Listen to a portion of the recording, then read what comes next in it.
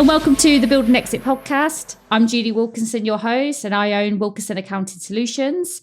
I started the podcast off the back of the work we do at Wilkinson's because we help buyers. We work as acquisition CFOs for buyers, and we help people exit plan their businesses. So I wanted to give some tips, some real life examples of people who have actively worked in the industry.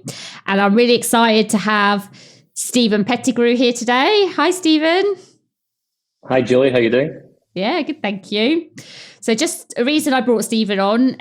So Steven used to work for a business who did some acquisitions and has successfully transitioned to be what I would call an acquisition entrepreneur.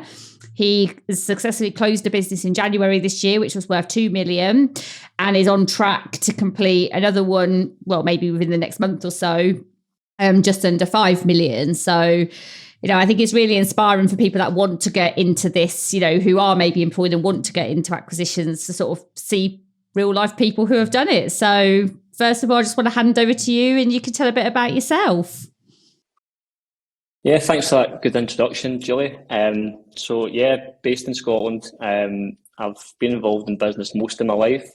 So back in 2014, it was my first taste of mergers and acquisitions.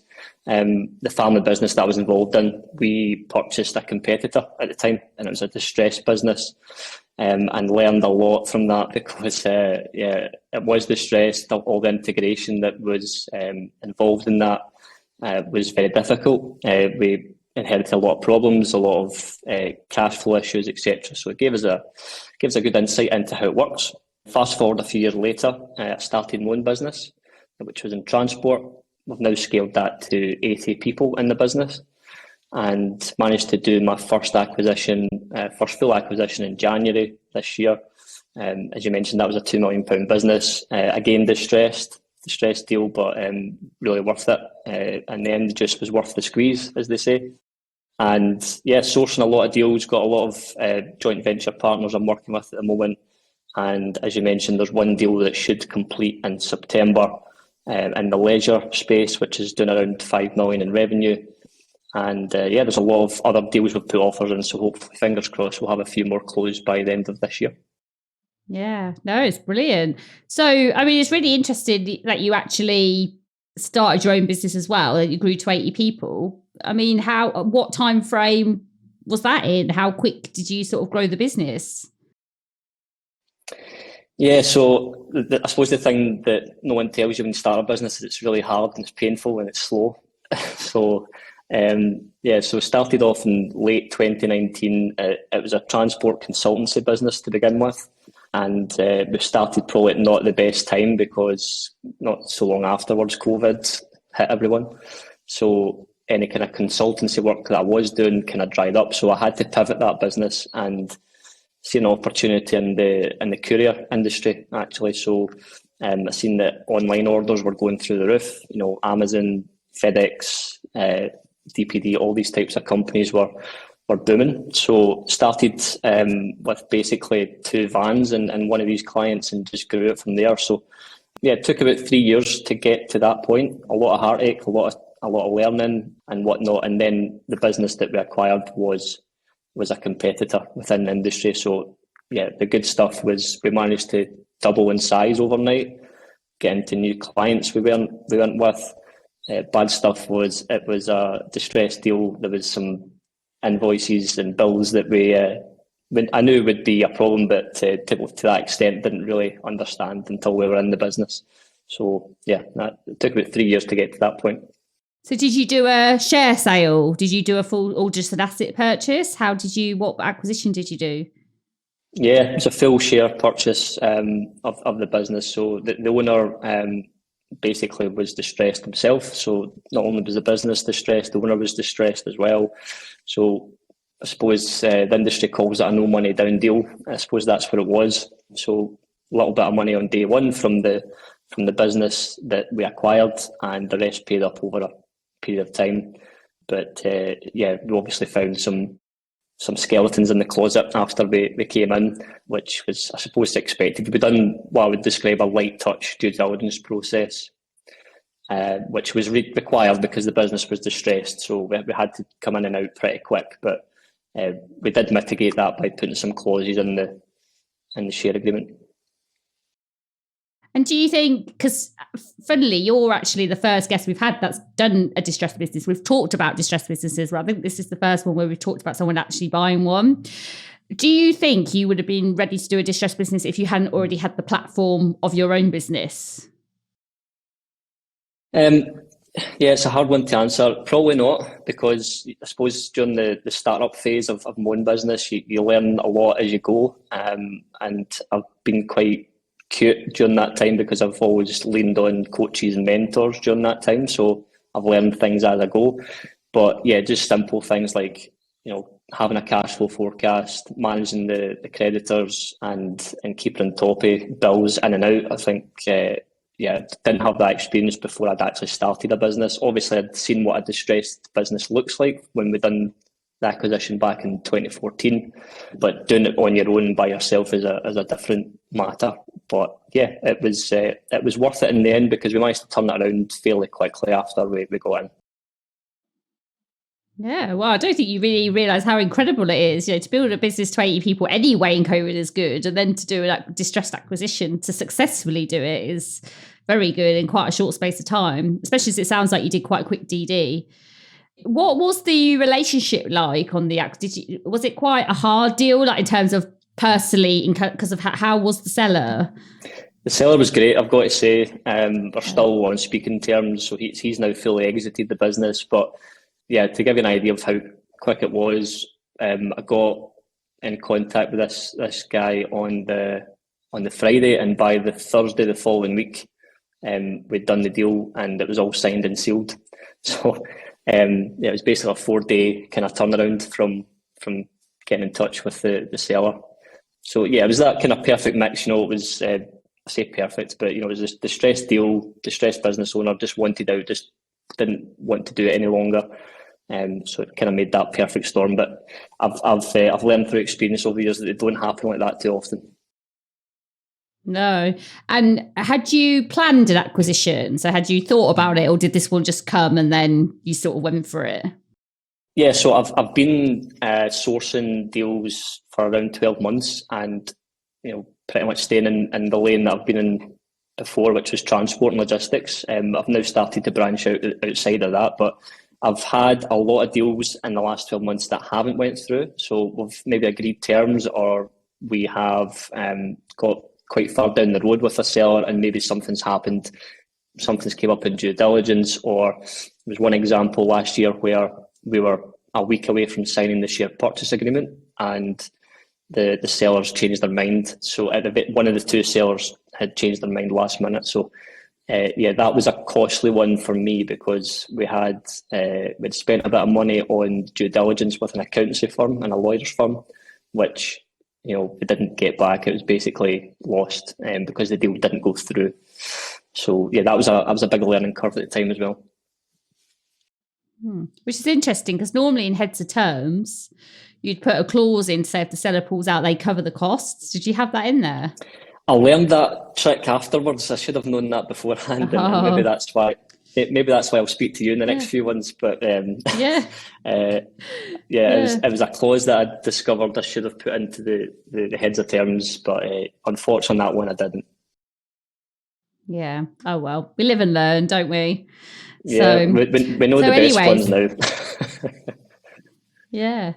So you've done the other one, and that's integrated. So this one coming up, then is this a branched out one, or is this still in the industry? Yeah, it's branched out. So this one's in the leisure space. Totally different setup. Not as many people, same kind of revenues, maybe better margins involved as well. Transport can be pretty tight margins, low margins in the transport industry. But yeah, that one should go through in September. They've got around 14 staff, and it's been going. I think that business has been trading for around 50 years. So really long established business. And there's a few offers going in just now, which, we're very hopeful. These other ones are more with some of my joint venture partners. So maybe people that have got skills that I don't have. We'll partner up and we'll do the deal together. These are in transport, construction, recruitment, and IT. So we've got 5 or 6 different offers in just now for those sorts of businesses, which some have been accepted and some are still chewing it over. Yeah. And what is making you pick the industries? Are you just doing ones you enjoy, or is there a strategy behind them? Yeah, there's a strategy. Sometimes you maybe wonder what the strategy is, but yeah, so we're looking for ideally a business that's got some kind of second tier management already in place. So where we can upskill the staff that's already there, give them a bit of training and more empowerment to run the business. And that's a perfect acquisition if we can get people that's in there. In an ideal world, we're also looking for something that's profitable, that's got a decent trading history, 10 plus years. An ideal world is perfect and has got growth potential. I suppose the longer play is that we try and build a group in each one of these industries and exit that group in the future. But yeah, for now we're looking for a good management team, profitable business, and has been trading for a decent amount of time. And you mentioned that you're going out looking for a managing director. Is that in your group now, or is that for the acquisitions? Within the acquisition we're about to do in September, so the existing shareholders are going to be exiting the business, not straight away. There'll be a transition period, but we're looking for an industry expert within that leisure group, within that leisure space, who can run the business and allow me to run the business from a strategic point of view. We might look for other acquisitions within that supply chain. So, looking at competitors, customers, suppliers, and see if we can do some further acquisitions to grow the group. But yeah, I learned a while ago that you need someone to run the day-to-day to allow you to do the sexier stuff. Yeah. And well, who knows, maybe they'll be listening and they might come out. You might get one from here. So yeah. Maybe. So if you take it back to the beginning then, what made you start your own business in the first place? I'm a terrible employee. I'm not a good employee. And I'm someone who likes variety. So I like to be doing different things. I like to solve different problems. I do like helping people. I do get a bit itchy feet if I'm not doing something different. One of my coaches uses the phrase shiny object syndrome. So I've been guilty of having that in the past, where I'll see something new and I go for it. So yeah, I wanted to start my business and businesses to have my own freedom, to solve problems, and to have some kind of purpose. And yeah, it's been great since I started. I wish I'd done it years beforehand, actually. Yeah. And do you think when you first started, do you think you got the freedom, or do you think did you overwork a little bit at first, or? Yeah, that's the thing they probably don't tell you when you start a business, isn't it? It's glamorized that it's champagne bottles on a yacht, but in reality it's hard work, isn't it? But it pays off in the end. If you're committed and you're consistent, I think it pays off. If I was to go back in time, I would always look to maybe acquire an existing business. If I was to start again rather than starting from scratch, because as you'll know, Julie, you've got an existing customer base, cash flow straight away, upskill opportunities, you've got leverage with the people that you can get access to that would be difficult to find otherwise. I think if I was to do it again, I would acquire a business rather than starting one. But I suppose at the same time, for maybe new entrepreneurs, you need to maybe have a startup to learn in the first place, maybe. Yeah. Don't know what you think? Yeah, because because I sort of feel a little bit the same. If I was going to start again, I'd probably buy one, because we've done an acquisition as well. But I know what you mean. I think if you've got cash and you can get a team of people around you to help, and depending on what's happening with the owners in the business you're buying, I do think like newbies that haven't started their business probably can buy one. But I think it'll be hard if you haven't run a business and you haven't got any real support. Yeah. Because what did you do in your business? Did you get a management team in your own business as well to help you, or? Eventually, yeah. So the first kind of year and a half, because it was startup and everything, effectively I was having to run the business from behind the driver's wheel of a vehicle. So that was challenging in itself. But eventually you start to, attract quality talent. You start to get some management structure in place. Again, I realised early on that I needed coaches and mentors. So I've always leaned on good coaches and mentors that are a little bit further ahead than me, that could provide systems, that could give advice, etc. So yeah, I think probably in the last year and a half, the business is fully systemised. So I don't really spend too much time in those two businesses in particular. I probably spend 5 or 10 hours a week on them, if that. So they're pretty well systemised. Yeah, no, it sounds like you've done really well with it, because I think you'd be surprised a lot of people don't invest in the coaches and the mentors and don't systemize it, because lots of people are 10, 15 years in and still working in it. Not that there's anything wrong with that if that's what you want, but I personally think a lot of people start their business for the freedom, and in the end they don't always get the freedom they want, but that's because they haven't put the processes in. They get the clients, they just kind of like do a quick growth, but don't get the structure in place, and then just working all hours trying to do everything in the business. I think you end up, as a new entrepreneur, and you'll maybe attest to this, you end up working more hours for less money for quite a while. Yeah. So yeah, it's interesting. Yeah. Well, I know when I started, I mean, we probably had quite quick growth as well. And the one thing I always did was I said no quite a lot at the beginning. I outsourced and got people right from the beginning, because even though technically if I'd done it, I would have had more cash because I wouldn't have been paying it out. I knew that it was like the lower level work that I shouldn't be doing. Mm-hmm. And I think people my experiences, especially for the startups, is they worry too much about what they're spending, not what they're saving. Mm-hmm. Because they worry about, I've got to pay £400 out, but they'll be making that money somewhere because that's for someone doing a job, rather than thinking, they'll be thinking, if I do it myself, I don't have to pay it.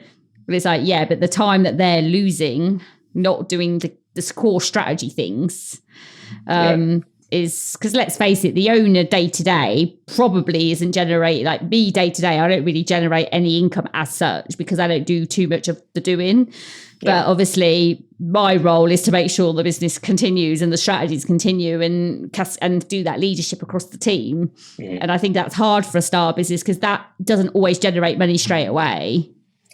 Yeah, and you don't get taught any of this stuff in school, do you? So you need to learn these things as you go sometimes. One of my coaches told me early on that to try and outsource or delegate all the kind of £10 an hour type jobs, and as the business owner, you should be focused on high income producing results. So that was a bit of a light bulb moment for me, and I suppose that's why eventually I got into acquisitions, because the prize at the end, once you do one, is pretty significant, although there's a lot of hard work that goes into that. Yeah. So, well, no, it sounds like you did well with it and you're excited for this new acquisition then. Is there any cross skills? So if it's in a different industry, are you able to utilise any of your staff in the current one to do any of it, like cross skill, or is it completely separate? There's definitely some stuff we could, there's some synergies in terms of some of the managers we have potentially. The key thing we can plug in though is certainly financial systems, and maybe that's something we can talk about afterwards, Julie. Financial, certainly we could be plugging in. I've got a really good lead generation sales person within the business who can, he could plug into that business very easily. And we could modernise it a lot. So it's 50 years old. The shareholders are obviously, at retirement age. So some of the stuff that they've got is maybe just needing updated and refreshed. Even the websites, just basic things.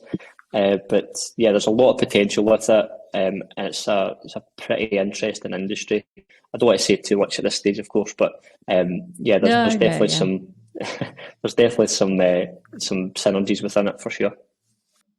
Yeah. Well, it's standard practice when you, because we do a lot of, I know we're going to speak afterwards about it, but when you do a group structure, the standard things we'd always be saying is most people will be able to get some form of group benefit in terms of things like insurance and things like that. And then the bookkeeping becomes more complicated because you'll pay it out of one bank, but you might have to cross-charge it between the two companies. So everything you do for one company, you then have to do for both companies, but then you have to do it at group. So you can, and then like you say, the systems and reporting, and who is giving the information in that reporting to make sure that you just get the information to make decisions. So yes, lots to do. And we could talk about that afterwards. I won't bore everyone now. Yeah. So then outside, I know you mentioned to me as well that you're quite interested in doing a bit of coaching and things like that, maybe in 24. What's your vision? Are you still going to acquire businesses, or are you moving out, doing something different? No, we'll still acquire for sure. So acquiring businesses, building them up, adding value, and then exiting those businesses. That's going to be what I'm doing for certainly the next 10, 15 years. That'll be an ongoing thing for me and the team that I've got. But yeah, something else I'm working on at the moment is a coaching, mentoring solution for basically young entrepreneurs. You know, I've obviously being one myself and being through startup and speaking to a lot of business owners, frankly, in the last 12 months of different shapes and sizes, you know, different size companies. A lot of them have the same issues, and they maybe don't seek out coaching and mentoring from people maybe enough. So I'm working on something that I can maybe launch in 2024 that can help business owners to grow and scale their business. And I suppose with the acquisition piece that I've got now, I can help them to acquire other businesses themselves, or potentially, you know, build their business to an exit and provide an exit strategy for them. So yeah, that's one of the goals that I'm working on towards beginning of 2024 is a kind of additional service that I can provide to clients and entrepreneurs. Oh, brilliant. Wow. Yeah, I think you've got a lot to offer to people, haven't you? So that sounds perfect. Oh, well, thanks so much for coming on. Yeah, definitely. Well, thanks for coming on. We're coming towards the end of the podcast now. So thanks so much. Is there anything you're looking for that if anyone needs to reach out, and where can they find you? Yeah, LinkedIn's probably the best for me. So yeah, I can share that in maybe the show notes for something afterwards. But yeah, best place to get me is LinkedIn. And yeah, I can help business owners with growing their business, solving problems within their business, exiting their business. And yeah, me and my team can either acquire part of the business or all of the business if that's what they're looking to discuss. But yeah, just in general, happy to help people. As I say, coaching, mentoring stuff is something I'm working on. So just happy to help. And yeah, it's a pleasure being on the podcast, Julie, and congratulations for getting over the downloads, 1,000 downloads, and good luck in Kilimanjaro as well. Yeah, oh yeah, because I climbed Kilimanjaro this Sunday, so as you do. For my brilliant. We've actually we're actually I was looking today, we've just gone over 1,300 downloads now, which is amazing. So and I've got some really good guests as well. Yeah, thank you. And obviously with my live TV interview on Saturday, I was interviewed on live TV as well. So it's really taken off, which is great. So it's a good platform to be on. So anyway, thanks for everybody listening. I hope you loved the Build and Exit podcast. As you just heard, we're really expanding our reach internationally, and I'm taking it overseas, promoting. One of the things we are looking for, if anyone is interested, is we are starting to look for sponsors or people that want to advertise their brands through the Build and Exit podcast. So if anybody is interested, then you can find me on LinkedIn. I'm Julie Wilkinson, Profit Queen. But I hope you really enjoy the show. We've got loads of guests coming up, and I'll see you again soon.